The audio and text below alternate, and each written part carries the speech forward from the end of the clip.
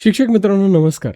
या व्हिडिओमध्ये आपण शिक्षकाचा स्वतःचा डिजिटल टीचिंग कंटेंटचा जो संग्रह आहे, हा संग्रह त्याने कसा मेंटेन करायचा आहे, हे समजून घेणार आहोत. या आधीचा जो माझा याबाबतीतचा जो अनुभव आहे, तर बऱ्यापैकी शिक्षक स्वतःचे कंटेंट तयार करतात. त्यामध्ये पी-पी-टीज असतील, त्याच्यामध्ये काही पी-डी-एफ्स असतील किंवा काही डॉक्युमेंट फाईल्स असतील किंवा एक्सेल शीट्स असतील. तर ह्या तयार होतात. तयार झाल्यानंतर हे जेव्हा आपल्याला स्क्रीनवर दाखवण्यासाठी आपण ते घेऊन येतो, तर बऱ्याच वेळा म्हणतात, की "सर आम्ही ते WhatsAppला पाठवलंय." बऱ्याच वेळा म्हणतात, "आम्ही ते पेन ड्राईव्हमध्ये आणलंय" किंवा येताना लॅपटॉप घेऊन येतात. आणि तिथे आल्यानंतर बरीचशी तिथे गोंधळ तयार होतो. फाईलच सापडत नाही. WhatsAppला पाठवलंय तर WhatsAppला फॉन्टचा प्रॉब्लेम येतो. मोबाईलवर ओपन होत नाही. असे अनेक अडचणी त्याच्यामध्ये येतात. त्यातलं एक कॉमन अडचण त्याच्यामध्ये असते, ती म्हणजे आपण ज्या फाईल्सला जे नाव दिलेलं असतं, ते नाव शिक्षकाने स्वतःचं दिलेलं असतं किंवा एखाद्या टॉपिकचं नाव दिलेलं असतं आणि ज्यावेळेला ती फाईल हरवते म्हणजे काय, की आपल्याला हेच माहिती नसतं, की ती आपण नेमक्या कोणत्या फोल्डरमध्ये टाकून ठेवलेली आहे. फाईल हरवते, मग अडचण येते, की ती काय नावाने शोधायची? शोधायची सोय असते. आपण ती तुमचा पेन ड्राईव्ह लॅपटॉपला किंवा डेस्कटॉपला लावून आपण ती फाईल शोधू शकतो. पण फाईलला नाव काय द्यायचं हे लक्षात नसतं किंवा आपण काहीतरी XXX किंवा YYY असं काहीतरी अर्जंटमध्ये नाव देऊन टाकतो आणि ते दिलेलं नाव तसंच फाईलला राहतं. आणि एक पूर्ण जी आपली पूर्ण जे हा संग्रह आहे, हा संग्रह जो प्रॉपर आपल्याला मॅनेज करायचा आहे, तर तो मॅनेजमेंट कुठेतरी हुकतं. डेटा आपल्याकडे प्रॉपर राहत नाही. बऱ्याच वेळा पेन ड्राईव्ह करप्ट होतो किंवा Google ड्राईव्हवर टाकलेला असेल, तर Google ड्राईव्हचा पासवर्ड पटकन सापडत नाही. अशा काहीतरी गमती-जमती होतात. तर सगळ्यात महत्त्वाचा हा डिजिटल टीचिंगचा जो आपला जो कंटेंटचा जो संग्रह आहे, हा संग्रह कसा मेंटेन करायचा हे या व्हिडिओमध्ये व्यवस्थित आपण समजून घेऊ. सर्वात महत्त्वाचं आहे योग्य फोल्डर सिस्टम, फाईल आणि फोल्डर्स. आता फाईल आणि फोल्डर्स हे आपण MSc-ITमध्ये सर्वात सुरुवातीला शिकलेलं आहे. आपण धिस पी-सी मी याच्या आधीच्या व्हिडिओमध्ये पण सांगितलं, की धिस पी-सी कम्प्युटर तुम्हाला ऑपरेट करायचा आहे, तुमचा लॅपटॉप तुम्हाला ऑपरेट करायचा तर पहिलं काय शिकायचं? तर धिस पी-सी. म्हणजे ज्यांना आता सुरुवात करायची आहे, हा व्हिडिओ पाहून आता बरेच जण लॅपटॉप किंवा डेस्कटॉप शिकायला सुरुवात करणार असतील, तर जो कोणी तुम्हाला शिकवणारा व्यक्ती आहे, तर त्याला म्हणायचं, की "बाबा रे, मला पहिलं धिस पी-सी शिकव. मला पहिलं हे शिकव, की माझ्या मोबाईलमधल्या फाईल्स मला माझ्या कम्प्युटरच्या फोल्डरमध्ये कशा कॉपी करता येतील, ड्राईव्हवरती कशा कॉपी करता येईल. नेटवरून काही डाउनलोड केलेलं असेल, तर हे डाउनलोड केलेल्या फाईल्स मला पेन ड्राईव्हमध्ये म्हणजे पेन ड्राईव्ह ही एक मेमरी आहे, USB हार्ड डिस्क ही एक मेमरी आहे, तुमच्या लॅपटॉप किंवा डेस्कटॉपची हार्ड डिस्क किंवा त्याची जी इंटर्नल मेमरी आहे, ही एक मेमरी आहे आणि Google ड्राईव्ह आहे, तुमचा स्मार्टफोन आहे. तर ह्या सगळ्या वेगवेगळ्या ज्या मेमरीज आहेत, या सर्व मेमरीजमध्ये आपल्याला आपल्या फाईल्स कॉपी पेस्ट करता आल्या पाहिजेत, मूव्ह करता आल्या पाहिजेत. याच्यामध्ये आपल्याला फोल्डर्स बनवता आले पाहिजेत. आता लक्षात घ्या, ज्यावेळेस तुम्हाला कोणाला तरी त्या फाईल्स द्यायच्या आहेत किंवा तुम्हाला स्वतःला त्या मेंटेन करायच्या आहेत, तर आपल्याला जे त्या मेंटेन करायच्या तर त्याची फोल्डर सिस्टम आपल्याला पहिली योग्य पद्धतीने करायची आहे. सगळ्यात पहिलं फोल्डर जर आपण ओपन केलं तर आपल्या नावाचं पाहिजे. म्हणजे नावाचा एक एक सिम्बॉल तिथे लागून जातो, की हां, येस, हे सगळा जो डेटा आहे, आता सगळ्यात वरती हायरार्कीमध्ये जर सगळ्यात वर काय असेल, तर सगळ्यात वर आपल्या स्वतःच्या नावाचं फोल्डर असेल, राइट? इथे मी माझं नाव दिलंय, तुम्ही तुमचं नाव तुम्हाला द्यायचंय. यानंतर त्याच्यात जे फोल्डर सापडणार आहेत, तुम्ही कोणत्या इयत्तांना शिकवतात, ते इयत्तेचं फोल्डर असणार आहे. मग आता तुम्ही जर स्पर्धा परीक्षांमध्ये शिकवताय, तर त्या स्पर्धा परीक्षेसाठी जे वेगवेगळे सिलेबस आहेत, त्याच्यामध्ये जे काही सब्जेक्ट्स आहेत, हे सब्जेक्ट्स तुम्ही घेऊ शकतात किंवा शिष्यवृत्तीची परीक्षा असेल, तर X नावाची शिष्यवृत्ती परीक्षा, Y नावाची शिष्यवृत्ती परीक्षा. तर असं तुम्ही फोल्डर तयार करू शकता. त्याच्यामध्ये परत येतील विषय आणि त्या विषयामध्ये येतील पाठ क्रमांक. विशिष्ट प्रकारची स्पर्धा परीक्षा असेल, तर तिथे सिलेबसमध्ये जे टॉपिक्स असतात, ते टॉपिक्स तुम्ही त्याच्यामध्ये घेऊ शकतात आणि मग त्याच्यामध्ये त्याचं परत सब फोल्डर तयार करून तुमचे पाठ क्रमांक त्याच्यामध्ये येतील आणि मग पाठ क्रमांक 1, पाठ क्रमांक 2 परत त्याला ते कुठला पाठ आहे, कुठला टॉपिक आहे तुमचा, त्याचं त्याला नाव द्यायचंय आणि आता या फोल्डरमध्ये सापडतील तुमच्या ॲक्चुअल फाईल्स. लक्षात घ्या, या फाईल्सला सुद्धा तुम्हाला प्रॉपर नाव द्यायचं आहे. कधीच फाईलला आपलं स्वतःचं नाव नाही द्यायचं. आपलं स्वतःचं नाव कुठे असणार आहे? सर्वात वरच्या फोल्डरला. हायरार्कीमध्ये सर्वात जो वरचा फोल्डर आहे, या सर्वात वरच्या फोल्डरला तुमचं स्वतःचं नाव असेल. त्याच्यामध्ये इयत्ता, विषय, पाठ क्रमांक आणि आता ज्या फाईल तुम्ही बनवणार आहात, ओके, मग तुमच्या PDF फाईल्स असतील किंवा व्हाईट बोर्डच्या फाईल्स असतील, व्हिडिओज असतील, MP3 असतील. तर आता याला तो कोणता टॉपिक आहे, तो कोणता पाठ आहे, त्याचा पाठ क्रमांक, त्याचा टॉपिक, हे त्याला प्रॉपर नाव द्यायचं आहे. हे नाव देत असताना स्पेल्स तुम्ही जर देणार असाल, इंग्लिशमध्ये जर तुम्ही टाईप करणार असाल तर स्पेलिंग चेक करून घ्या. त्याचप्रमाणे स्पेल्स द्या. मराठीत देणार असाल तर मराठी व्यवस्थित टाईप करा. गडबड इथेच होते. म्हणजे आपण ज्यावेळेस नवीन फाईल क्रिएट करायला जातो आणि पटकन सेव्ह करायची आपल्या मागे इतकी गडबड असते आणि आपण काहीतरी फाईलला विचित्र नाव देऊन टाकतो.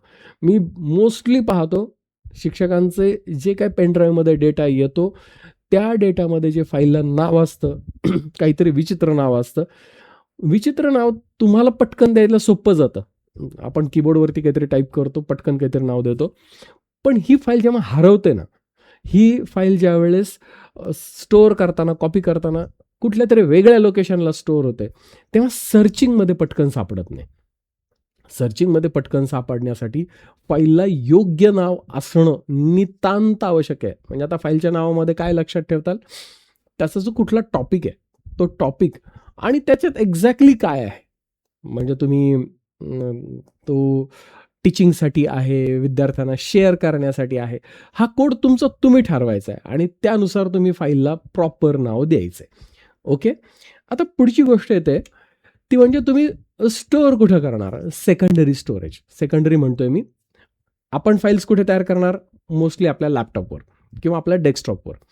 आपलं हे जे कंटेंट आहे हे डेस्कटॉपवर तयार होतं आहे, लॅपटॉपवर तयार होतं आहे. काही प्रमाणात तुम्ही जर अँड्रॉइडचा टॅब वापरताय तर अँड्रॉइड टॅबवरती तुमचे कंटेंट्स तयार होत आहेत. आता हे कंटेंट तयार होत आहेत, राईट. तिथे तुम्ही त्याचं प्रायमरी स्टोरेज करता, तिथे कुठल्या तरी फोल्डरमध्ये त्याला सेव्ह करताल, तिथल्या कुठल्या तरी ड्राईव्हवरती तुम्ही त्याला सेव्ह करताल. कुठे?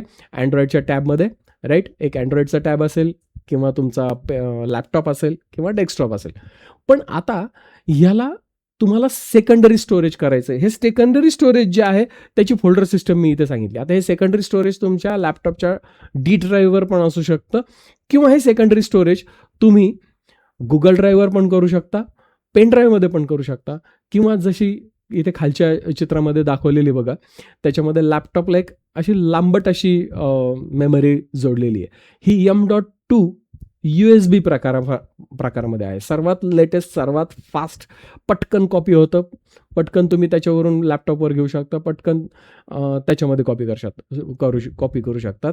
स्टोरेज कॅपॅसिटीसुद्धा प्रचंड मोठी असते.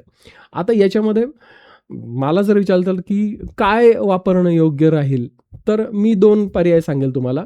एक तर गुगल ड्राईव्हवरती ठेवा. गुगल ड्राईव्हचा बेनिफिट काय मिळतो की तुम्ही कुठेही असाल तर तुम्हाला त्या फाईल्स तुम्हाला तिथून डाउनलोड करता येतात. तुम्हाला स्मार्टफोनमध्ये, टॅबमध्ये, लॅपटॉपमध्ये पटकन डाउनलोड करता येतात आणि शेअरिंग करायचं असेल कोणाला तर पटकन ह्या गुगल ड्राईव्हवरून शेअरिंग करता येतं. दुसरं पेन ड्राईव्हचा बेनिफिट हा मिळतो की पेन ड्राईव्ह तुम्ही स्वस्तात मिळतो. एक 16 GBच्या फॉर्मॅटमध्ये जर तुमच्याकडे पेन ड्राईव्ह असतील तर म्हणजे एकच 128 GBचा घेण्यापेक्षा 4 किंवा 3 तुम्ही 16 GBचे जर पेन ड्राईव्ह घेतले, हां, कॉस्ट निश्चितच 16 GBसाठी तुम्हाला जास्त मोजावं लागेल, पण पेन ड्राईव्ह हरवतात. म्हणजे आत्तापर्यंतचा माझा एक्सपिरियन्स असा आहे की शिक्षकांचा माझ्याकडे कंप्लेंट आहे की सर पेन ड्राईव्ह होता पण तो हरवला कुठेतरी, कोणाला दिला लक्षातच नाही तो कुठे गेला. तर पेन ड्राईव्ह हरवतात म्हणून एकच मोठा पेन ड्राईव्ह घेण्यापेक्षा जर तुम्ही तुमच्याकडे 2, 3, 4 पेन ड्राईव्ह असतील आणि त्याच्यामध्ये तुम्ही सॉर्टिंग करून टाकलेलं असेल की इथपर्यंत इयत्ता जी आहे ती माझी या पेन ड्राईव्हमध्ये आहे किंवा ही इयत्ताचा डेटा माझा या पेन ड्राईव्हमध्ये, त्या इयत्तेचा डेटा माझा त्या पेन ड्राईव्हमध्ये आणि स्पर्धा परीक्षांच्या संदर्भातले जे काही स्कॉलरशिपसारखे त्याच्या रिलेटेड जो डेटा आहे माझा तो 3rd पेन ड्राईव्हमध्ये आहे, ठेवू शकता. आणि जर तुम्हाला असं वाटतं की नाही माझं फास्टमध्ये कॉपी झालं पाहिजे, माझा भरपूर मोठा डेटा आहे, तर तुम्ही USB हार्ड डिस्कसुद्धा वापरू शकता. USB हार्ड डिस्कसुद्धा चांगला पर्याय आहे. पण आता त्या USB हार्ड डिस्कमध्ये रोटेटिंग हार्ड डिस्क जर असेल, याच्या आधीच्या व्हिडिओमध्ये आपण समजून घेतलं की त्या डिस्कवाली जी हार्ड डिस्क असते ती घेण्यापेक्षा SSD वाला USB जर घेतला किंवा M.2 वाला जर USB घेतला तर डेटा पटकन कॉपी होतो.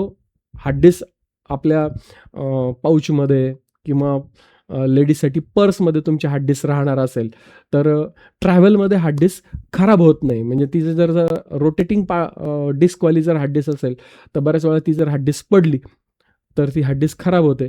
पण M.2 किंवा SSD वाली जर USB असेल तर ती USB हार्ड डिस्क जास्त हालचालीमध्ये त्याच्यामध्ये पडणं झडणं असेल तर याच्यामध्ये ती खराब होत नाही. पेनड्राईव्ह सुद्धा हातातून खाली पडला तर पेनड्राईव्ह खराब होत नाही. पण हेच जर USB हार्ड डिस्क असेल तर हार्ड डिस्क खराब व्हायचे चान्सेस असतात. तर तुमचा जो सेकंडरी डेटा आहे हा सेकंडरी डेटा तुम्हाला मेंटेन करायचा आहे प्रॉपर फोल्डर सिस्टमनी. आणि याच्यासाठी तुम्हाला जागा किती लागणार आहे, याच्यामध्ये तुम्ही व्हिडिओज जर असतील तर व्हिडिओजला सर्वात जास्त जागा लागते. आपण फोनमध्ये पण पाहिलं तर व्हिडिओजला सगळ्यात जास्त जागा लागते. तुम्ही व्हिडिओचं कंटेंट तुमच्या स्वतःचे असतील तर मात्र तुम्हाला USB हार्ड डिस्क हाच पर्याय आहे. पण व्हिडिओचे कंटेंट नसतील तर मात्र तुम्ही पेनड्राईव्ह वापरू शकता. मग 16 GBच्या पार्टमध्ये किंवा 32 GBच्या पार्टमध्ये तुम्ही पेनड्राईव्हचं मेंटेन करू शकता. येस. आता हे जे डिजिटल टीचिंग कंटेंट आहे ह्याच्यामध्ये कुठल्या कुठल्या प्रकारच्या फाईल्स आपल्याला हाताळायच्यात आणि कुठल्या कुठल्या काय कामाला येऊ शकतात फाईल्स. याच्या आधीच्या एका व्हिडिओमध्ये आपण डॉट देऊन एक्सटेन्शन समजून घेतलं होतं. फाईल आपण एखादी फाईल असेल त्याच्यामध्ये इमेज असेल त्याच्यामध्ये व्हिडिओ असेल तर आपण त्या फाईलला डबल क्लिक केलं लॅपटॉपवर किंवा मोबाईलमध्ये क्लिक केलं बोटाने तर लगेच ती फाईल प्ले होते. व्हिडिओ असेल तर व्हिडिओ प्ले होतो, फोटो असेल तर फोटो ओपन होतो, PDF असेल तर ती PDF लगेच ओपन होते. पण हे मोबाईलला किंवा लॅपटॉपला कळतं कसं की ती फाईल नेमक्या कुठल्या प्रकारची आहे, तर ते कळतं त्याच्या एक्सटेन्शनवरून. आणि हे एक्सटेन्शन डॉट देऊन असतं. मोस्टली एक्सटेन्शन हे आपल्याला आपल्या विंडोजमध्ये लॅपटॉपमध्ये किंवा मोबाईलमध्ये हे एक्सटेन्शन दिसत नाही, पण बॅकग्राऊंडला ते एक्सटेन्शन असतं. आता हे एक्सटेन्शनवरूनच ह्या फाईल्सचे हे प्रकार पडतात हे लक्षात घ्या. तर सगळ्यात पहिले व्हाईटबोर्ड डॉक्युमेंट. व्हाईटबोर्ड डॉक्युमेंट हा टीचिंगमधला सगळ्यात बेस्ट प्रकार आहे. आपण इथून पुढे व्हाईटबोर्ड जसे आपण समजून घेणार आहोत तशी याची व्हाईटबोर्डची फाईल कशी तयार करायची आणि कशी स्टोअर करायची हे आपण समजून घेणार आहोत. गणितासारखा विषय असेल किंवा तुम्ही परीक्षेमध्ये जे प्रश्न येतात आणि हे प्रश्न सोडवायचे कसे ह्या संदर्भात तुम्हाला विद्यार्थ्यांना टीचिंग्स द्यायचे असतील तर व्हाईटबोर्ड हा सगळ्यात उत्तम प्रकार आहे. व्हाईटबोर्डमध्ये तुम्हाला तुमचा जो काही कॅनव्हास आहे, कॅनव्हासच म्हणतो ज्याच्यावरती आपण लिहितो, तो कॅनव्हास वर सरकवता येतो, खाली सरकवता येतो, त्याला झूम आउट करता येतं, त्याला झूम इन करता येतं आणि पटकन तुम्ही नेक्स्ट पेजवर जाऊ शकतात, आधीच्या पेजवर पटकन येऊ शकतात. अचानक तुम्हाला वाटलं त्याच्यात काही नव्याने ॲड करायचं तर ॲड करता येतं. मग भले ती इमेज असेल, भले ते एखादा व्हिडिओ असेल, टीचिंग करत असतानाच तुम्हाला त्याच्यामध्ये हवा तो डेटा ॲड करता येतो. पटकन तुम्हाला ब्राउझरवर जायचं आहे, ब्राउज करून काही नेटवरचं काही कंटेंट दाखवायचे तर हे व्हाईटबोर्डमध्ये हे जे बेनिफिट्स आहेत हे बेनिफिट्स अतिशय सुंदर मिळतात. व्हाईटबोर्ड वापरायचं कसं आणि तुम्ही इंटरॅक्टिव्ह क्लासरूम वापरत असाल मग ते इंटरॅक्टिव्ह फ्लॅट पॅनल असेल किंवा इंटरॅक्टिव्ह कसा करायचं हे याच्या आधीच्या व्हिडिओमध्ये पाहिलं. इंटरॅक्टिव्ह क्लासरूम वापरत असाल तर व्हाईटबोर्ड शिवाय पर्याय नाही आहे. येस, पॉवर पॉईंट आहे ओके, पण पॉवर पॉईंटच्या मर्यादा हे इथून पुढच्या व्हिडिओजमध्ये आपल्याला त्या डिटेलमध्ये समजणार आहेत. दुसरी महत्त्वाचा फॅक्टर येतो म्हणजे PDF. PDFचा बेनिफिट हा मिळतो की ती जी फाईल आहे ती फाईल इंटॅक्ट राहते. आपण ज्यावेळेस टीचिंग करतो त्यावेळेस काही ॲनोटेशन त्याच्यावरती करायचं असेल, त्याच्यावर लिहायचं असेल तर PDF बनवणं फार सोपं असतं. तुम्ही वर्डचा वापर करून PDF बनवू शकता. तुम्ही गुगल डॉक्स आहे बघा, तर गुगल डॉक्समध्ये तुम्ही तुमची डॉक्युमेंट फाईलचंच रूपांतर PDFमध्ये करू शकतात. एक्सेलचं PDF होते, पॉवर पॉईंटची PDF होते आणि ही PDF लॉक प्रकारची असते. म्हणजे ऑपरेटरला जो कोणी त्याला ती PDF पाहणार असतो त्याला पटकन एडिटिंग करता येतं, तसे सॉफ्टवेअर्स अवेलेबल आहेत, पण त्याला पटकन एडिट करता येत नाही. म्हणजे तुम्ही फाईल पाठवली आणि त्याच्याकडून त्यातला काही डेटा लगेच डिलीट झाला असं PDFच्या बाबतीत होत नाही. टीचिंगसाठी PDF हा जो प्रकार आहे हा सुद्धा उत्तम प्रकार आहे. फक्त तुम्हाला ते प्रॉपर डिझायनिंग त्या PDFचं करता यायला हवं आणि ते कसं करायचं हे इथून पुढच्या व्हिडिओजमध्ये आपण पाहणार आहोत. त्याच्यानंतर editable Word document. Word doc file Microsoft Word किंवा तुम्ही गुगल वापरणार असाल तर गुगलचं जे वर्डसाठी जे सॉफ्टवेअर आहे डॉक्स नावाचं, तर ते सुद्धा तुम्ही वापरू शकतात. तर इथे तुम्हाला एडिटेबल डॉक्युमेंट मिळतं, म्हणजे हे तुम्ही विद्यार्थ्यांना शेअर करू शकतात. टीचिंगसाठी सुद्धा याचा वापर होऊ शकतो. तुम्ही क्लासरूममध्ये डॉक्युमेंट फाईल ओपन करून सुद्धा वर्गामध्ये शिकवू शकतात, किंवा तुम्हाला व्हिडिओ प्रोडक्शन करायचं असेल तर ही फाईलसुद्धा चालते. फोर्थ आहे PPT प्रेझेंटेशन. सगळ्यात कॉमन फॅक्टर आहे. पण एक सिंपल उदाहरण दिलं. आता इथे मी तुमच्यासमोर एक प्रकारे प्रेझेंटेशनच करतो. इथे काय असं प्रॉपर काही लिहून किंवा गणितं सोडवून वगैरे, भलेही माझ्याकडे पेन टॅब आहे. आता जो माझ्यासमोर हा इथे खाली जो दिसतोय हा पेन टॅब आहे. याच्यावर पेन वापरून मी लिहू शकतो. पण मला काही लिखाण करायची अशी इथं आत्ता गरज पडत नाही आहे. कारण मोस्टली मी ज्या गोष्टी आहेत ह्या डिझाईनमध्ये माझ्या PPTमध्येच आहे. ही जी तुम्हाला मागे दिसतीये, माझ्या पाठीमागे दिसते, ही इट्स अ PPT. हे पॉवर पॉईंटचं प्रेझेंटेशन आहे. ओके, मी तुम्हाला एस्केप करून दाखवतो. येस, हे पॉवर पॉईंटचं प्रेझेंटेशन आहे. पण याच जागेवर तुम्ही पॉवर पॉईंटपेक्षा बेस्ट रिझल्ट घेऊ शकतात व्हाईट बोर्ड ॲप्लिकेशनमध्ये. जेव्हा टीचिंग हे जस्ट प्रेझेंटेशन असतं, मी तुमच्यासमोर प्रेझेंट करतोय, तर पॉवर पॉईंट चालेल. ओके, पण मला जर टीच करायचं असेल, मला लिखाण करायचं असेल, तर मला व्हाईट बोर्डचं डॉक्युमेंटच लागेल. पॉवर पॉईंटमध्ये पण लिहिता येतं, पण पॉवर पॉईंटमध्ये मर्यादा आहेत. इथून पुढच्या व्हिडिओमध्ये आपण त्या पाहणार आहोत. Excel sheet. तुमचा कॉमर्ससारखा सब्जेक्ट असेल, तुम्हाला टॅब्युलर फॉर्मॅटमध्ये विद्यार्थ्यांना काही टॉपिक्स शिकवायचे असतील, टेबल्समध्ये असलेला डेटा असं मला शिकवायचा आहे, तर एक्सेल शीट मस्ट. एक्सेल शीटच्या माध्यमातून तुम्ही ते अतिशय सुंदर शिकवू शकता. व्हिडिओज. आता व्हिडिओज दोन गोष्टींना कामाला येतात. एक तर तुम्ही तुमचं जे टीचिंग आहे हे ब्लेंडेड जर तुम्ही करणार असाल, म्हणजे क्लासरूममध्ये काही टीचिंग करणार आहे आणि विद्यार्थ्यांना तुम्ही फ्लिप्ड क्लासरूम करून तुम्हाला काही विद्यार्थ्यांना घरी शिक्षणासाठी, घरी अभ्यासासाठी काही कंटेंट द्यायचे असतील, तर व्हिडिओ त्याच्यासाठी उत्तम पर्याय आहे. ब्लेंड करायचं तुम्हाला तुमचं एज्युकेशन, तर व्हिडिओ तुम्हाला बनवणं गरजेचं आहे फ्रेंड्स. तर व्हिडिओसुद्धा तुम्हाला तुमचे बनवता आले पाहिजे. बाकीच्या गोष्टी तुम्ही जर बनवतायत ह्या पूर्ण यादीमधल्या, तर त्याच्या माध्यमातून व्हिडिओ बनवणं पण फार सोपं आहे. मेन आपण अडकतो तर डिजिटल कंटेंटमध्ये. डिजिटल कंटेंट जर रेडी असेल तर त्याच्या थ्रू व्हिडिओ बनवणं फार सोपं असतं. ओके, तर व्हिडिओ हा एक फॅक्टर आहे. हा तुमच्या कलेक्शनमध्ये पाहिजे. तुमचे स्वतःचे व्हिडिओ असतील तर उत्तमच. थर्ड पार्टी व्हिडिओसुद्धा चालतात. म्हणजे तुम्ही थर्ड पार्टी एखाद्याचा व्हिडिओ घेतला आणि तो विद्यार्थ्यांना तुम्ही शेअर करताय, मॅन्युअली शेअर करताय, पर्सनल लेवलला शेअर करताय, चालतो. पण दुसऱ्याचा एखादा व्हिडिओ तुम्ही घेतलाय आणि तो तुम्ही तुमच्या यूट्यूब चॅनलवरून शेअर करताय, मग मात्र कॉपीराईटचे इश्यूज येतात. येस, पण तुम्ही तुमचा ग्रुप आहे, तुमच्या विद्यार्थ्यांना तुम्ही दाखवताय, तुम्ही स्क्रीनवर दाखवताय, यूट्यूबचा व्हिडिओ डायरेक्टली तुम्ही दाखवताय, नो प्रॉब्लेम. इथं कॉपीराईटचा इश्यू नसतो. त्याच्यानंतर ऑडिओ, त्याला पॉडकास्ट म्हणतात. म्हणजे तुम्ही काही शिक्षकांबरोबर चर्चा केलेली आहे, चर्चेचा तुमचा ऑडिओ आहे, किंवा जिथे व्हिडिओ करण्याची गरज नसते, काही गोष्टी अशा असतात की त्या ऑडिओतून सुद्धा समजतात. मग विद्यार्थी त्याच्यासाठी स्क्रीन ऑन ठेवायची गरज नसते. विद्यार्थी हेडफोन लावला तर हेडफोन लावून सुद्धा, मोबाईल बाजूला ठेवून सुद्धा त्या गोष्टी शिकू शकतात. अशा सुद्धा काही गोष्टी असतात.